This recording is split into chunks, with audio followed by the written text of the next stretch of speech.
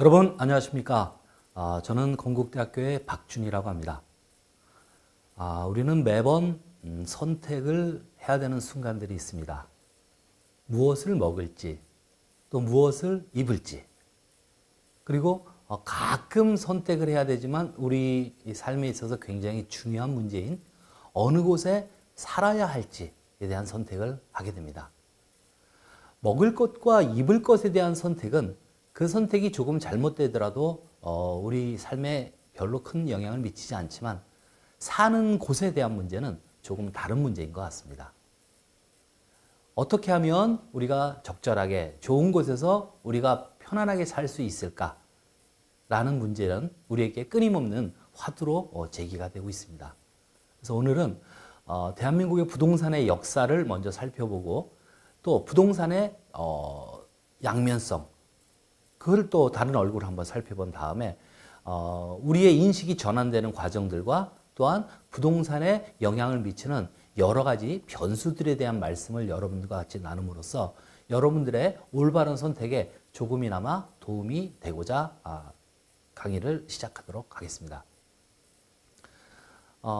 대한민국의 부동산 역사는 산업화로 시작된 서울로 모이는 인구들로부터 출발하게 됩니다. 우리는 6.25 전쟁 이후로 도시가 많이 황폐해졌고 또 산업화의 물결과 더불어서 수많은 사람들이 일자리와 먹을 곳이 있는 서울로 모이게 됩니다. 그러다 보니까 가장 먼저 나타나는 것들이 사는 곳의 부족함, 즉 주택 문제의 부족함이 먼저 대두가 되게 됩니다. 그로 인해서 대한민국에 유일하게 있는, 전 세계에서 유일하게 대한민국에 있는 전세제도, 그 다음에 또 요즘에 많이 변환되고 있는 사글세, 그 다음에 또 주택의 소유에 대한 어떤 그 선택의 문제점들, 수많은 문제점들을 우리가 안게 됩니다. 정부는 1950년대 말 60년대 초 들어서 이러한 사는 곳의 문제점들을 조금 더 해결하기 위해서 아파트 개발을 시작을 하게 됩니다. 초창기의 아파트 개발은 사실은 청약받는 사람들이 많지 않기 때문에 그닥 인기가 있지는 않았습니다. 그러던 것이 그곳에 살아본 사람들의 입소문과 편리성, 그 다음에 현금화 시킬 수 있는 황금성이 좋다라는 소문이 나면서 투기적 세력들이 가세를 하게 됩니다. 이른바 복부인의 등장이죠. 1970년대 이후로 한국은 부동산에 관련된 문제에 있어서 그것이 상당한 수익을 나타내는 모습으로 점차 변환이 되고 있었습니다. 물론 산업화가 초창기인 1970년대는 부동산 투기 문제는 사회적으로 전혀 문제가 되지 않았습니다. 오히려 그것은 산업화의 성장의 모습이고 훌륭한 경제 지표로서 자리매김했던 것 또한 사실입니다. 그것이 우리가 동남아 여러 나라에서 보고 있는 과거의 우리 모습들과 별반 다르지 않을 것으로 생각을 합니다. 그 당시 한국에 있어서 제일 중요한 문제는 아파트 투기에 대한 문제가 아니었고 사대문 안에 인구가 과밀되고 여러 업종들이 사대문 안쪽에 모이게 됨으로써 거기에 모이는 인구들과 업종들을 분산하는 것이 오히려 가장 중요한 문제였습니다. 이에 정부는 1970년대부터 80년대 초까지 사대문 안에 있는 다양한 산업군들을 전부 사대문 밖으로 옮기는 작업을 시작을 하게 됩니다. 가장 먼저는 종로에 몰려있던 48개 입시학원들이 전부 다 서울역 바깥으로 나가게 되고요. 그 다음에 자동차 산업들은 장안평이나 물레동 쪽으로 나가고 세운상가에 있던 전기전자상가들은 용산으로 이전을 하게 됩니다. 그리고 강남 개발의 신호탄이 됐던 강북의 명문고들도 그 당시에 강남 쪽으로 전부 이전을 하게 됩니다. 1960년대 초에 한남대교의 착공과 더불어서 비로소 한강 이남, 즉 강남의 신화가 이제 시작이 되게 되는데요. 그 당시 열악했던 지역들, 예를 들자면 상습 침체구역이 있던 압구정동 같은 곳들, 그런 것들은 평당 한 2천만 원 정도 그 당시 시세로 했었는데요. 지금은 이제 수만 배가 올라 버렸죠. 또 말죽거리도 대략 한 3천 원 정도 하던 것이 지금 양재동으로서 그것도 수만 배의 가격 상승을 보게 됩니다. 또 섬으로 존재했던 잠실 섬은 남쪽 제방을 쌓음으로써 육지로 편입이 돼서 아파트 단지가 들어서게 되었고 그러한 모습들로 인해 가지고 강남에는 부동산을 소유하고 있던 사람들이 갑자기 백만장자로 돌변하는 모습들을 많이 보게 됩니다.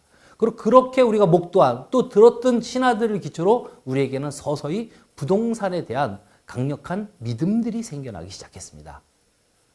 그것은 점점 강화되어 나중에 거의 신앙에 가까운 모습으로 우리들에게 남아있고, 지금도 혹자들은 그러한 과거의 영광들을 또 돌아올 내일의 미래로 믿고 계신 분들 또한 있는 것 또한 사실입니다. 하지만 부동산의 다른 모습을 우리는 또 목도하게 됩니다. 가장 먼저는 1988년도에 늘어나는 주택 수요를 더 이상 감내하지 못하다 보니까 200만 호의 주택 공급을 시작을 하게 됩니다. 그것이 여러분들이 잘 아시는 1기 신도시 개발이 되겠습니다. 3본, 일산, 평촌, 중동, 분당 이렇게 5군데의 1기 신도시를 만들어지면서 서울에 있던 인구들이 서울 외곽 쪽으로 이전되는 그런 효과를 보게 됩니다. 서울이 좀 더 넓어졌다고 볼 수가 있을 겁니다. 그러나 부동산 또한 일반 재화의 다름 아니기 때문에 한순간에 급격하게 공급된 아파트로 인해서 아파트 가격이 상당 기간 정체가 되거나 어떤 지역은 하락하게 되는 계기를 맛보게 됩니다. 우리가 알던 방식에 의해서 아파트는 사가지고만 있으면 그것이 가격이 오르던 시대에서 약간 고개를 갸우뚱하게 되는 그러한 첫 번째의 또 다른 얼굴을 보게 됩니다.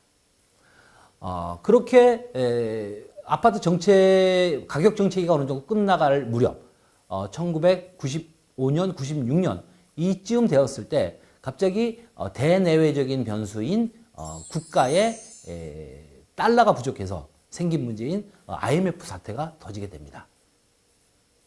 그로 인해서 우린 지금껏 볼 수 없었던 여러 가지 상황들을 목도하게 됩니다.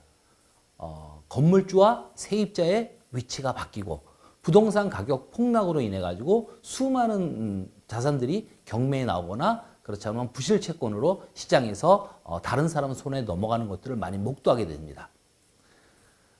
그러나 현명하게도 우리는 빠른 시간 내에 극복을 하게 되죠. 여러분들이나 우리에게 자부심으로 남아있는 제2의 국제고상운동인 금모으기 운동입니다. 외신에서도 이 급격하게 IMF를 졸업한 한국을 경이로운 눈으로 쳐다봤었고 결국 저희들은 2000년 초에 IMF를 졸업을 하게 됩니다. 그 이후로는 기존에 우리가 생각했던 과거의 패턴과 마찬가지로 부동산 가격의 급등기가 다시 시작이 됩니다.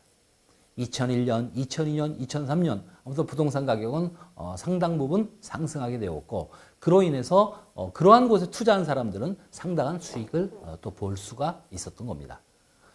그러나 이번에는 우리가 달러가 부족해서 생기는 문제가 아니라 우리랑은 전혀 관계없는 외풍에 의해서 커다란 사회적인 경기적인 측면에서 우리가 혼란을 받게 되죠.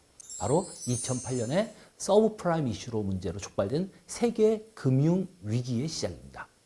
아직도 그 부실의 끝이 어딘지 잘 알 수는 없지만 그러한 외부적 충격 또한 우리 부동산 시장에 굉장히 큰 영향을 주는 것을 보면서 사람들은 과거에 믿었던 부동산에 대한 무조건적인 급등에 대한 믿음은 상당 부분 깨져나가게 됩니다. 그로 인해서 우리는 몇 가지 사실들을 알게 되는데요. 가장 먼저 우리가 알고 있는 부동산에 대한 가치 판단의 기준이 변하게 되었다는 것입니다. 일반적으로 우리가 생각할 때 부동산 가격을 얘기할 때는 예를 들어서 일정한 토지 위의 건물이라고 봤을 때 토지의 가격이 5억이고 건물의 가격이 5억으로 우리가 들어간 비용이 그렇다면 그 원가에 기초해 가지고 부동산 가격은 10억 정도의 거래가 됩니다. 또 하나의 다른 방식은 나와 유사한 부동산이 대략 10억이라는 금액에 팔렸다면 내가 팔 부동산의 금액도 대략 10억으로 비교할 수 있고 그것이 유추할 수 있는 방법인 비교 사례법. 이렇게 두 가지의 근거에서 부동산 가격을 우리는 기존에 평가를 해왔습니다. 그러나 IMF가 터졌을 당시에 수많은 기업들이 본인들의 사옥이나 가지고 있는 부동산을 처분하는 과정에 있어서 우리가 지금까지 쉽게 볼 수 없었던 방식으로 그런 부동산의 가치를 매기고 그것으로 인해서 가격 협상으로 인해서 부동산을 사들이곤 했습니다. 그것은 바로 수익 환율법이라는 것들인데요. 예를 들어서 10억이라는 부동산이 수익 환율법에 기초해 가지고 연간 10%의 수익률을 요구받는 시장의 요구 수익률이 있다고 보게 된다면 10억의 부동산은 연간 1억의 수익을 내어야 되는 것입니다. 그래야 그 1억의 수익을 기초로 이 부동산의 가격은 약 10억 정도가 되는구나라는 금액으로 시장에 통용될 수 있다는 거죠. 과거 우리가 알았던 원가나 비교법과는 좀 다른 방식입니다. 결국 부동산은 수익에 기초해서 그것이 일정한 수익을 보장받았을 때 그 가치가 얼마일 것으로 우리가 상호간에 확약하는 가격의 방식으로 환원이 된다고 볼 수가 있겠습니다. 또 하나는 이렇게 부동산 시장에 여러 가지 영향을 미치는 몇 가지 변수들을 우리는 발견하였고 그러한 변수들은 우리가 향후 부동산 투자를 함에 있어서 굉장히 중요한 지표가 될 것으로 생각을 합니다. 가장 먼저는 부동산 정책이 어떤 방향으로 가느냐에 따라서 우리가 시장을 어떻게 바라볼 것인가에 대한 생각을 가질 수 있다는 겁니다. 우리 대한민국은 지금껏 전반적인 사회 경기가 안 좋게 되면은 부동산 경기를 활성화시킴으로써 경기를 활성화시키는 방향을 취해왔습니다. 또한 부동산 가격이 너무 급등을 하게 되면 부동산에 대한 여러 가지 규제책을 내놓게 됨으로써 부동산 가격 상승을 꺾으려는 시도들을 지금껏 끊임없이 반복해 왔습니다. 그러다 보니까 우스갯소리로 부동산 정책이 나오게 되면 그 반대로만 가면 승리한다라는 그것이 바로 부동산 대책이라는 그런 우스갯소리도 들리고 있는 것 또한 사실입니다. 정부가 적절하게 시적절한 방식으로 부동산을 끌고 가지 못하고 단기 처방으로 진행하다 보니까 이러한 말들이 생겨난 것 같습니다.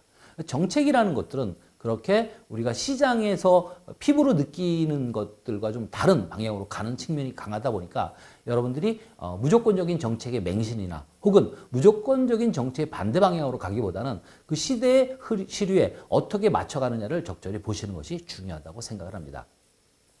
두 번째는 우리가 IMF나 세계 금융위기에서 봤다시피 경기의 문제입니다. 대내적인 부분이 될 수도 있고 대외적인 부분이 될 수도 있습니다. 하지만 경기에 대한 부분들은 저희가 쉽게 예측할 수 있는 부분은 아닙니다. 저희도 이제는 개발도상국에서 선진국 시대로 이제 접어들고 있기 때문에 그렇다면 과거처럼 고성장, 그다음에 그 어떤 고산업화보다는 저성장과 그다음에 그 산업들 전반적인 것이 안정기조로 들어가는 쪽으로 갈 확률이 높습니다.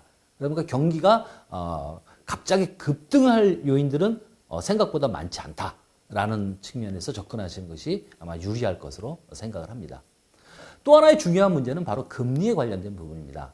여러분들도 다 아시다시피 지금은 굉장한 저금리 시대에 우리가 살고 있습니다.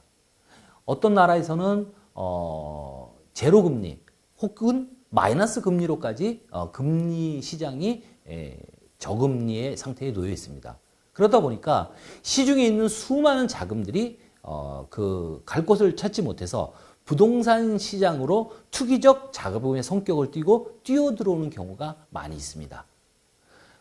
그러다 보니까 그것이 실질적인 흐름으로 착각을 하시고 들어가셔서 나중에 손해를 보시고 낭패를 보시는 경우들이 많기 때문에 그러한 측면에서는 주의를 많이 기울이시는 것이 좋을 것 같습니다.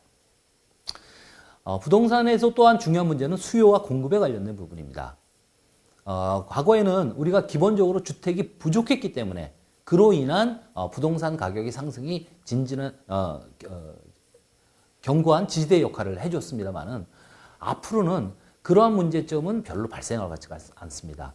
현재 대한민국은 주택 보급률이 이미 100%를 넘어섰고 그로 인해서 주택에 대한 원칙적인 공급 자체는 일정 부분 해소가 됐으리라고 보여집니다. 그리고 지금 현재는 오히려 공급이 과잉돼 있는 그런 상태입니다. 한국을 놓고 봤을 때 연간 대략 한 35만 채 정도의 주택 공급이 적절한 걸로 보여지고 있습니다만은 요 근래 들어서는 주택이 50만 채 이상, 60만, 70만 채까지 넘어가는 공급 과잉을 볼 수가 있습니다.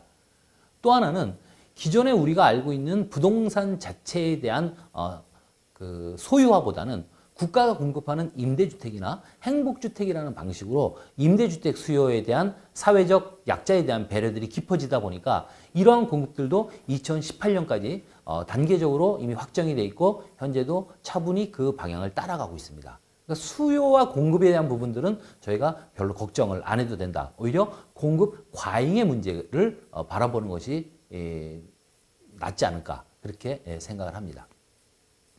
우리가 부동산 문제를 얘기함에 있어서 빼놓을 수 없는 가장 중요한 문제점 중에 하나는 뭐냐면 바로 인구의 문제입니다. 인구의 문제면 과거 우리가 개발도상국 시대에는 고령 인구는 적고 생산 가능성 인구는 높고 그 다음에 출산 인구는 그보다 더 많은 정삼각형의 모습을 가지고 있다면 향후 2016년부터 인구 절벽이라는 측면으로 놓고 봤을 때 향후에는 역삼각형 그래프의 인구 구조를 나타내게 됩니다. 그러다 보니까 사회에 진출해서 무엇인가 수익을 넓혀나가면서 내 집을 갖고자 하는 수요층들 자체가 줄어들다 보니까 그로 인한 부동산 가격의 급등은 상대적으로 적지 않을까 그렇게 예측을 할 수가 있습니다. 그러나 또 다른 모습으로는 우리가 1인 4가구를 중심으로 만들어졌던 1가구의 형태가 현재는 평균 한 가구당 2.2명 정도로 평균이 나와 있습니다. 그것은 혼자 혹은 둘이 사는 가구, 1, 2인 가구의 숫자가 증가함으로써 인구 자체는 줄어들고 있지만 가구 수는 늘어나는 약간은 기이한 형태를 띠고 있다 보니까 그런 모습을 나타내게 됩니다. 그러다 보니까 오히려 넓은 아파트, 넓은 평형의 주택보다는 조금 작고 그 다음에 생활하기 편리한 그러한 소형주택 쪽의 선호도가 굉장히 높아지고 있고 요즘에도 보고 있지만은 중대형보다는 소형의 아파트 가격이 월등히 높아가는 것을 모습을 볼 수가 있습니다. 인구에 관련된 부분들은 이미 선진 사례에서도 볼 수 있다시피 인구의 변화가 부동산 시장에 상당한 영향을 미친다는 점, 그 점을 여러분들이 유의 깊게 보시면 아마도 판단에 많은 도움이 되실 것 같고요. 그 다음에 이제 마지막으로는 중요한 부분들이 바로 우리에 대한 심리, 우리의 생각의 변화입니다. 과거에 우리 선배 세대들은 먹을 것과 입을 것을 아껴서 집을 사는 곳에 투자를 했습니다. 그리고 그 당시엔 그것이 가장 옳은 방법이었고 대부분 성공을 거두기도 합니다. 하지만 세월이 지나 지금의 입장에서는 집을 포기하는 세대들이 급속히 늘어나고 있습니다. 오히려 본인이 하고 싶은 것, 먹을 것, 입을 것에 집중하는 모습을 볼 수가 있죠. 어떤 것이 옳다 그르다 할 수는 없겠지만 시대의 흐름에 따라서 더 이상 주택의 중요도가 과거처럼 높진 않은 모습을 볼 수가 있습니다. 결국 향후의 미래 주역인 젊은 세대들이 주택 선호도가 낮아진다는 것은 향후로도 주택에 대한 집중적인 어떤 그 관심과 매입보다는 활용이라는 측면으로 결국 소유가 아닌 자산의 개념으로 바뀌어 나가는 부동산 시장의 모습과 닮아 있다고 볼 수가 있습니다. 결국 이 부동산 시장의 여러 가지 변수들을 놓고 또 우리의 의식 전환의 모습들을 살펴봤을 때 각각의 변수들을 중심으로 우리가 부동산을 소유가 아닌 자산의 방식으로 또한 수익의 방식으로 바라볼 수 있다면 그것이 향후에 내 미래에 적정한 수익과 안정성을 보장해주는 그러한 부동산으로 자리매김할 수 있다고 생각합니다. 네, 여러분 감사합니다.